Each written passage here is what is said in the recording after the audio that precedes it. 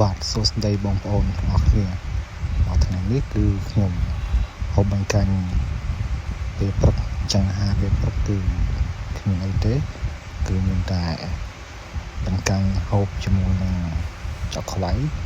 ហើយថតជូនបងប្អូនមើលលេងហើយបងប្អូនព្រឹកឡើងបានអីស្រស់ស្រូនដែរសម្រាប់ខ្ញុំគឺបាញ់កាញ់ជាមួយនឹងចុកខ្វៃពីរគូនេះគឺរួចស្រេចមកពេលហើយគ្មានអីច្រើនបងប្អូនអើយសម្រាប់ខ្ញុំស្រួលចិញ្ចឹមតប៉ាំងបាញ់កាញ់អប់ចុកខ្វៃពីររួចមកពេលព្រឹកហើយរំទៅដល់ថ្ងៃទៀតហ្នឹងចាំយើងគិតគូររមហូបអីផ្សេងជាបន្តទៀតហើយវីដេអូនេះសូមបងប្អូនដៃថ្មីទាំងអស់គ្នាជួយចុច follow page ខ្ញុំអ្នកមួយផងដើម្បីយើងឈានទៅដល់គោលដៅដែលយើងចង់បានទាំងអស់គ្នាចឹងបងប្អូនតាមដានទស្សនាវីដេអូរបស់ខ្ញុំលេងទៅ